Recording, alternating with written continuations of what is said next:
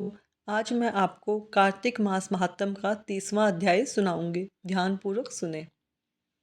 कार्तिक मास की कथा करती भव से पार, 30वां अध्याय लिखूं, हुई हरि कृपा अपार। भगवान श्री कृष्ण सत्यभामा से बोले, हे प्रिय, नारद जी के यह वचन सुनकर राजा पृथु बहुत आश्चर्यचकित हुए। अंत में उन्होंने नारद जी का पूजन करके उनको विदा किया। इसलिए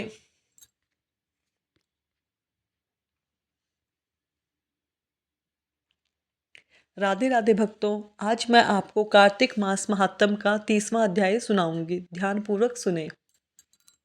कार्तिक मास की कथा करती भव से पार, 30वां अध्याय लिखूं, हुई हरि कृपा अपार। भगवान श्री कृष्ण सत्यभामा से बोले, हे प्रिय, नारद जी के यह वचन सुनकर महाराजा पृथु बहुत आश्चर्यचकित हुए।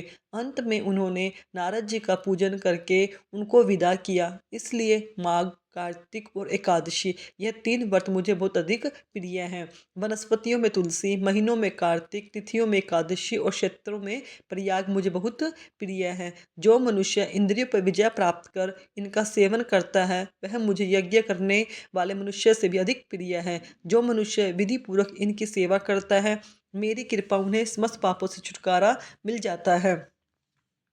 भगवान श्री कृष्ण के वचन सुनकर सत्यभामा ने कहा, हे प्रभु, आपने बहुत ही अद्भुत बात कही है।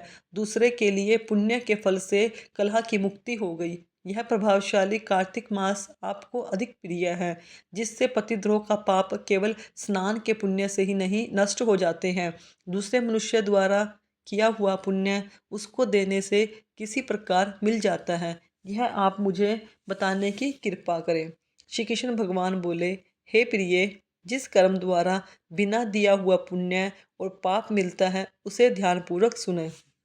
सतयुग में देश, ग्राम तथा कुलों को दिया पुण्य या पाप मिलता था, किंतु कलयुग में केवल कर्ता को ही पाप तथा पुण्य का फल भोगना पड़ता है। संसर्ग न करने पर भी वह व्यवस्था की गई है, और संसर्ग से पाप व पुण्य दूसरे को मिलते हैं, उसकी व्यवस्था भी सुनो। पढ़ाना, यज्ञ करना और एक साथ भोजन करने से पाप पुण्य का आधा फल मिलता है।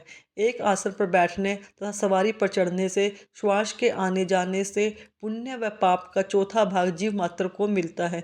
छूने से, भोजन करने से और दूसरे की स्तुति करने से पुण्य का और पाप का छठवां भाग मिलता है। दूसरों की निंदा, चुगली और धिक्कार करने से उसका सातवां भाग मिलता है। पुण्य करने वाले मनुष्यों की जो कोई सेवा करता है, वह सेवा का भाग लेता है और अपना पुण्य उसे देता है। नौकर और शिष्य के अतिरिक्त जो मनुष्य दूसरों से सेवा कराकर उसे पैसे नहीं देता, वह सेवक उसके पुण्य का भागी होता है। जो व्यक्ति पंक्ति में बैठे हुए भोजन कराने वालों की पत्तल लांघता है, वह उसे अपने पुण्य का छठा हिस्सा देता है। स्नान तथा दान, ध्यान आदि करते हुए मनुष्य से जो भी व्यक्ति बातचीत करता है या उसे छूता है, वह अपने पुण्य का छठवां भाग दे डालता है। जो मनुष्य धर्म के कार्य के लिए दूसरों को से धन मांगता है, वह पुण्य का भागी होता है। ठीक उसी प्रकार जिस प्रकार की दान करने वाला पुण्य का भागी होता है, जो मनुष्य धर्म का उपदेश करता है, उसके बाद सुनने वालों से याचना करता है, वह अपने पुण्य का छठवां भाग उसे देता है। जो मनुष्य दूसरों का धन चुराकर उससे धर्म करता है, वह चोरी का फल भोगता है और शीघ्र ही निर्धन हो जाता है। जिसका धन चुराता है, वह पुण्य का भागी होता है। बिना ऋण उतारे जो मनुष्य मृत्यु को प्राप्त होता है, उनको ऋण देने वाले सज्जन पुरुष पुण्य के भागी होते हैं। शिक्षा देने वाला, सलाह देने वाला, सामग्री को जुटाने वाला तथा प्रेरणा देने वाला, यह पाप और पुण्य के छठे भाग को प्राप्त करते हैं। राजा प्रजा के पाप पुण्य के साष्टांग का भोगी होता है। गुरु शिष्यों का, पति पत्नी का, पिता पुत्र का, स्त्री पति के लिए पुण्य का छठा भाग पाती है।